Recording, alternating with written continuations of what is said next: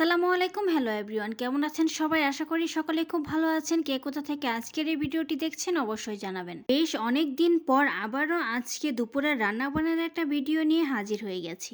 আমার এই রান্নাবান্নার ভিডিওগুলো দেখতে আপনাদের কেমন লাগে অবশ্যই জানাবেন। আজকে দুপুরে কি রান্নাবান্না করছি সেটা দেখতে হলে অবশ্যই সম্পূর্ণ ভিডিওটি আপনাকে দেখতে হবে। তবে চলুন ভিডিওটি শুরু করা যাক। প্রথমে এখানে আমি মাছটা রান্না করে নিব। সবজি দিয়ে আজকে হাতে মেখে পাবদা মাছ রান্না করব। এখন তো শীতের সিজন চলছে, বাজারে কিন্তু প্রচুর পরিমাণে সবজি উঠেছে, একদম রিজনেবল প্রাইসেই কিন্তু এখন সবজিগুলো পাওয়া যাচ্ছে। তো আজকে নতুন সবজি দিয়ে কিন্তু মাছটা রান্না করে নিব। এখানে আলু কেটে নিয়েছি, সিম কেটে নিয়েছি, বেগুন কেটে নিয়েছি, আর যেটা নিয়েছি সেটা হলো পেঁয়াজের কলি। এখন কুচি করে রাখা পেঁয়াজটা এখানে দিয়ে দিচ্ছি। এখন কিছু ইনগ্রিডিয়েন্টস অ্যাড করে দিব। সাধারণত রান্না করতে যে সকল মশলাগুলো লাগে সেগুলো এখানে দিয়ে দিচ্ছি। পরিমাণ মতো লবণ, হলুদের গুঁড়া, মরিচের গুঁড়া, জিরার গুঁড়া, ধনিয়ার গুঁড়া, আর দিয়ে দিচ্ছি পরিমাণ মতো তেল। ব্যাস, আর কোনো মশলাই কিন্তু এখানে লাগবে না। একদমই কম মশলায় কিন্তু এই রান্নাটা হয়ে যায়। আর কার কার হাতে মেখে পাবদা মাছ খেতে পছন্দ অবশ্যই জানাবেন। এখন শুধু হাত দিয়ে মাখিয়ে নেওয়ার পালা। এই শীতের সিজনে কিন্তু পাবদা মাছ খেতে বেশিই ভালো লাগে, কারণ এখন মাছগুলোতে অনেক তেল হয়। ভালোভাবে মাখানো হয়ে গেছে। এখন একে একে উপর দিয়ে সুন্দরভাবে সাজিয়ে সবগুলো মাছই এখানে দিয়ে দিচ্ছি। পাবদা মাছ কিন্তু এমনিতেই অনেক নরম মাছ, আর কিন্তু খেতেও অনেক টেস্টি। মাছটা দেওয়া হয়ে গেলে এখন এখানে দিয়ে দিচ্ছি কেটে রাখা টমেটো। উপর দিয়ে খুব সুন্দরভাবে সাজিয়ে দিয়ে দিচ্ছি। এখন এখানে পরিমাণ মতো পানি অ্যাড করে দিচ্ছি। যেটুকু পানি দিলাম এইটুকু পানিতে কিন্তু রান্না হয়ে যাবে, কারণ সবজি থেকেও কিন্তু অনেকটা পানি উঠবে।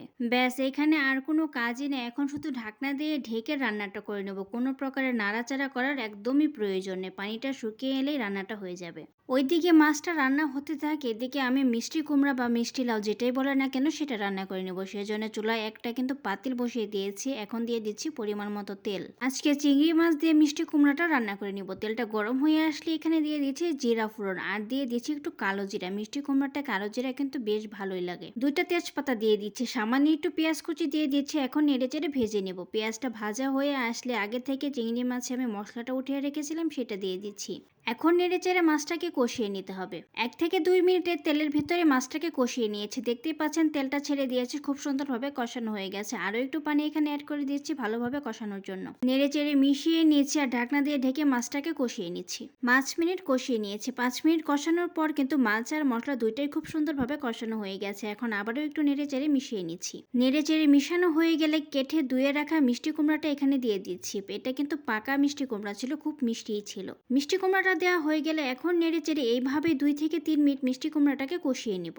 এখন সামান্য একটু পানি অ্যাড করে দিচ্ছি মিষ্টি কুমড়াটাকে আরো ভালোভাবে কষানোর জন্য। পানিটা দিয়ে একটু নেড়েচেড়ে মিশিয়ে নিয়ে ঢাকনা দিয়ে ঢেকে কষিয়ে নিচ্ছি। মিষ্টি কুমড়াটা কিন্তু ভালোভাবে কষানো হয়ে গেছে। আবারও নেড়েচেড়ে মিশিয়ে নিচ্ছি। মেশানো হয়ে গেলে এখানে ঝোলের জন্য পানি অ্যাড করে দিচ্ছি। পানিটা দিয়ে নেড়েচেড়ে মিশিয়ে নিচ্ছি। এখন ঢাকনা দিয়ে ঢেকে মিষ্টি কুমড়াটা রান্না করে নিচ্ছি।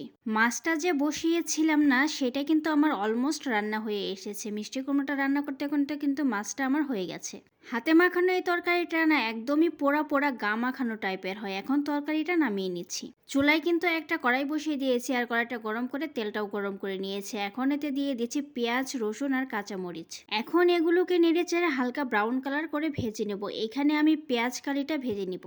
পেঁয়াজ, রসুন, কাঁচামরিচগুলো কিন্তু আমার হালকা ব্রাউন কালার হয়ে এসেছে। এখন এখানে পেঁয়াজ কলিটা দিয়ে দিয়েছি। পেঁয়াজ কলি আর আলু দুইটাই কিন্তু আমি আগে থেকে সেদ্ধ করে নিয়েছি। একটু লবণ দিয়ে আগে থেকে এটাকে সেদ্ধ করে নিয়েছিলাম। এখন শুধু নেড়ে চেড়ে ভেজে নেওয়ার পালা। চুলার আঁচটা মিডিয়াম টু লোতে রেখে একটু সময় নিয়ে এটাকে ভেজে দিবেন, তাহলেই কিন্তু খেতে ভালো লাগবে। ভাজতে ভাজতে একটা সময় দেখতে পারবেন যে আলুর গায়ে এরকম লাল লাল একটা কালার চলে আসে, তখনই বুঝতে পারবেন যে এটা ভাজা হয়ে গেছে। পেঁয়াজ কলিটা আমার ভাজা হয়ে গেছে। দুপুরের রান্না তো কমপ্লিট হয়ে গেছে। চলুন এবার দেখাই কি রান্না করলাম। দুপুরে রান্না কমপ্লিট হয়ে গেছে। টেবিলে কিন্তু খাবারটাও দিয়ে দিয়েছে। এখন দেখাচ্ছি ঠিক কি রান্না করলাম। এখানে ছিল সাদা ভাত, তারপর ছিল আলু আর পেঁয়াজ কলি ভাজি, তারপর এখানে ছিল নইটা মাছের জোড়া যেটা কিনা আমি অফ ক্যামেরায় রান্না করে নিয়েছিলাম, আর এখানে ছিল চিংড়ি দিয়ে মিষ্টি কুমড়া। তারপর ছিল এই শীতের সিজনে সবজি দিয়ে হাতে মেখে পাবদা মাছের তরকারি। এই তো ছিল আজকে দুপুরে খুবই সাধারণ রান্নাবান্না, কিন্তু খুবই মজাদার। কার কার একদম এরকম সিম্পল খাবার খেতে ভালো লাগে অবশ্যই জানাবেন। আজকের ভিডিওটি কেমন লাগলো সেটাও জানাবেন। যদি ভালো লেগে থাকে লাইক, কমেন্ট, শেয়ার দিতে একদম ভুলবেন না। এইরকম নতুন নতুন ভিডিও পেতে আমার ফেসবুক পেজটি ফলো দিয়ে রাখেন। ইউটিউব চ্যানেল থেকে দেখে থাকলে চ্যানেলটি সাবস্ক্রাইব করে দিবেন। দেখা হবে নেক্সট কোনো ভিডিওতে। সেই পর্যন্ত সবাই ভালো থাকুন, সুস্থ থাকুন। আল্লাহ হাফেজ।